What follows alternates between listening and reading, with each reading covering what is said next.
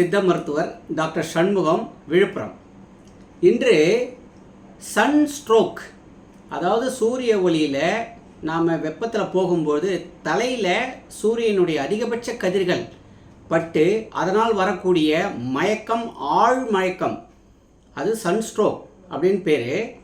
இதை நம்மளுடைய தமிழர் பாரம்பரியத்தில் இதை எப்படி எதிர்கொண்டாங்க அப்படின்றதான். நீங்கள் நிறைய வீடியோக்களில் அந்த ஜூஸ் குடிக்கலாம் எல்லாமே கேட்டிருக்கலாம்.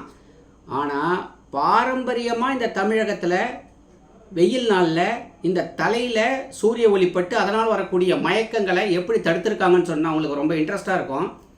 முதல்ல நான் சொல்கிறேன் பாருங்கள். வழி நெடுக அப்போல்லாம் புங்க மரம், வேப்ப மரம், புளிய மரம்னு அந்த வழி நெடுகவே மரங்கள் இருக்கும். இந்த மரங்கள் என்ன பண்ணுவாங்க, ஆசுவாசப்படுத்திக்குவாங்க. முக்கியமாக ஒரு கதை சொல்கிறேன், அப்போ உங்களுக்கு எளிதாக புரியும். ஒரு அம்மாவை விட்டு ஒரு பையன் கோச்சிக்கிட்டு போவானான். அந்த அம்மா அவங்கக்கிட்ட ஒரு சத்தியம் வாங்குவாங்களாம்.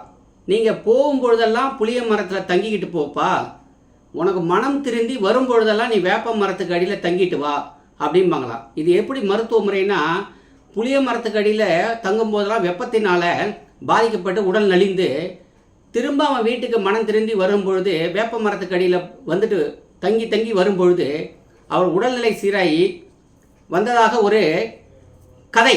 இந்த கதையின் உள்ள அர்த்தம் என்னென்னா, வழிநெடுக மரங்கள் இருந்தது நமக்கு எவ்வளோ பெரிய பாதுகாப்பாக இருந்தது.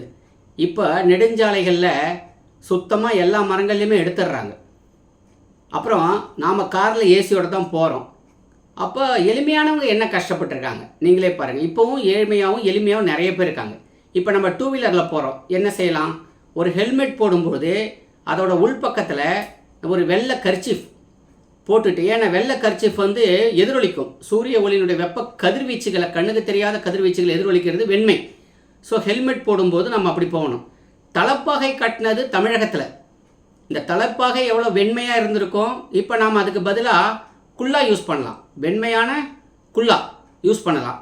அப்புறம் இன்னொரு இன்ட்ரெஸ்டிங்கான செய்தி, வெயில் நாளில் சந்தனம் ஃபுல்லாக வைப்பாங்க. இதோட அர்த்தம் உங்களுக்கு குளிர்ச்சின்னு நல்லா தெரியும். ஆனால் இதோட சயின்ஸ் என்ன தெரியுங்களா? இந்த இடத்துல ஹைப்போதலாமஸ் பிட்யூட்ரின்னு ஒரு சுரப்பு இருக்கும். இந்த நெத்திக்கு நடுவில் பிட்யூட்ரின்னு ஒரு சுரப்பு இருக்கும். இதோட அப்படியே நடு பக்கத்தில் உங்களுக்கு சென்ட்ரலில் ஹைப்போதலாமஸ். அது என்னென்னா, உடலுடைய வெப்பநிலையை சீராக வச்சுக்கிறதுல இந்த ஹைப்போதலாமஸ் கிளாண்டு நெத்திக்கு நேர் பின்னாடி இருக்கும். பாருங்கள், அப்போவே விவரமாக இந்த சந்தனத்தை நெத்தியில் பூசி இந்த வெப்ப கதிர்வீச்சிலேருந்து, உஷ்ணத்திலேருந்து இந்த டெம்பரேச்சர், நம்ம உடல் மொத்த டெம்பரேச்சருமே மெயின்டைன் பண்ணுறது இந்த புருவ மத்தியில் இருக்கிற ஹைப்போதலாமஸ் தான். அப்போ எந்த இடத்துல சந்தனம் வச்சு இந்த குளிர்ச்சினால் நம்ம உடல் மொத்த வெப்பத்தையும் அவங்க சன்ஸ்ட்ரோக் என்ற மயக்க நிலை வராமல் இருக்கிறதுக்கு இந்த சந்தனம் வைக்கிறதெல்லாம் ஆதி காலத்திலேருந்தே செஞ்சுட்டு தான் வந்திருக்காங்க. அதுவும் தமிழர் மரபில் ரொம்ப குறிப்பாக தமிழகத்தில் வெயில் நாளில், வேனல் காலங்களில் செய்கிற ஒரு சின்ன சின்ன விஷயங்கள். அப்புறம் வழிநடுக வீடுகளில் திண்ணை கட்டி வச்சுருப்பாங்க. இந்த திண்ணை கட்டிய வீடு இந்தியாவிலே, அதுவும் குறிப்பாக உலகத்திலே திண்ணை கட்டின ஒரு மாநிலம் எது இருக்குன்னா அது தமிழகம்தான். தமிழகத்தில் எல்லா வீடு வாசப்படிகள்லையுமே திண்ணை கட்டியிருப்பாங்க. வந்த வழி போகிறவர்களுக்கெல்லாம் திண்ணையில் உட்காரணும். மோர் சாப்பிட்றீங்களா, நீங்கள் கூழ் சாப்பிட்றீங்களான்னு கேட்குற அளவுக்கு தமிழ் மரபு உண்டு. இப்போது இந்த வெயில் நாளில் நாம் மரபையும் மறந்துட்டோம். அந்த மரபு வழியாக வந்த சில செய்திகளை உங்களுக்கு இப்போ நவீன காலங்களுக்கு தகுந்த மாதிரி நீங்கள் செஞ்சுக்கிறதுக்காக தான் சொல்கிறோம். அப்போல்லாம் ரொம்ப பைக்கெல்லாம் கிடையாது இல்லையா? அங்கங்கே நொங்கு, இளநீர் கடையெல்லாம் இருக்கும். இப்பயும் இருக்குது. நாம் ஒரே மூச்சாக பிடிச்சிக்கிட்டு டூ வீலரில் டைமை கீப்பப் பண்ணுறோன்னு போயிட்டுருக்கோம். கண்டிப்பாக இந்த மாதிரி டூ வீலரில் போனாலும் எங்கேயாவது ஒரு வேப்ப மர நிழல், புங்க மர நிழல் கண்டா ஒரு 5 நிமிஷம் நீங்கள் நின்றுட்டு அப்புறமா டூ வீலர் எடுத்துகிட்டு போங்க. காரில் போகிறவங்களுக்கு என்னென்னா, சன்ஸ்ட்ரோக் வராமல் இருக்கிறதுக்கு எப்பவும் சொல்கிற ஒரே இதுதான், இளநீர், தர்பூசணி ஜூஸு, இந்த மாதிரி எலுமிச்சை, உப்பு கலந்த எலுமிச்சை ஜூஸு இதெல்லாம் குடிச்சிங்க. இவங்களுக்கு என்ன சொல்கிறேன்னா, என்ன தான் நம்ம ஏசியில் போனாலும் இந்த நெத்தி பகுதியில் நாம் ஈரமான துணி, ஒரு கர்ச்சீப்பை கூட நினச்சி கொஞ்ச நேரத்துக்கு நாம் கட்டிகிட்டு இருந்தோம்னா இந்த மண்டை சூடு குறையும். இதுதான் நான் கார்லேயே போகிறவங்களா இருந்தாலும், அதுவும் அந்த தகரத்துலேருந்து மேலேருந்து ஹீட் இருக்கும். நமக்கு ஏசியில் தெரியலை. நாக்கு வறட்சி, கால் பிடிப்பு, நடக்கும்போது கெண்டைக்கால் சாதை பிடிக்கிறது, லேசாக மயக்கம் தள்ளுறது, நா வறட்சி, உதடு வறட்சி தான் இதனுடைய அறிகுறி.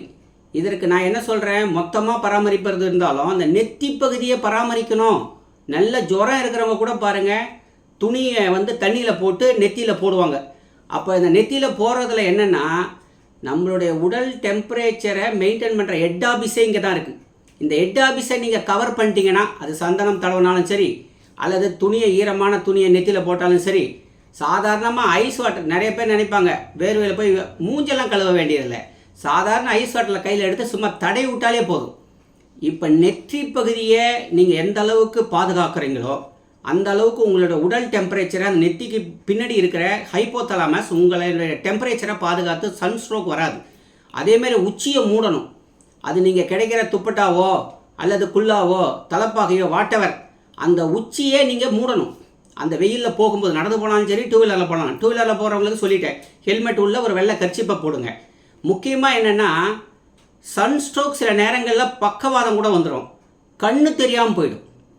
முக்கியமானது, ஏன்னா வெறும் மயக்கத்தோடு விட்டுறாது.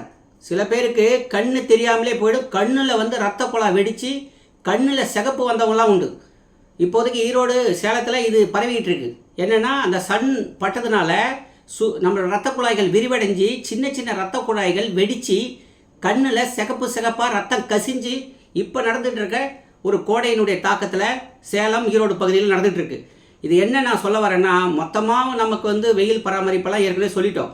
இப்போதைக்கு நம்ம சொல்கிறது சன்ஸ்ட்ரோக், தலையினுடைய உச்சி, நெத்தி பகுதி, இதை பாதுகாக்கிறதுல பல பாரம்பரியமான இன்னும் பல விஷயங்கள் இருக்குது. நெற்றியை பாதுகாக்க வேண்டும், தலை உச்சியை பாதுகாக்க வேண்டும். அதிகமாக வெயிலில் போகிறவங்க மர நிழல்களில் தங்கி தங்கி போக வேண்டும். ஹெல்மெட் போட்டாக்கா கண்டிப்பாக வெள்ளை கர்ச்சிப்பை போட்டு ஹெல்மெட் போட்டுக்க வேண்டும். கூடுமான வரைக்கும் அங்கங்கே நிழல் இருந்துச்சுன்னா நின்றுங்க. வீடு மொட்டை மாடியில் இருக்கிற மாதிரி இருந்ததுன்னா மாடி வீட்டில் விழல் வீடு கட்டுங்க. முக்கியமாக வந்து நமக்கு என்னதான் ரூம்குள்ளே இருந்தாலும் இந்த டெம்பரேச்சர் பாதுகாப்பு இல்லாமல் தான் இருக்கும்.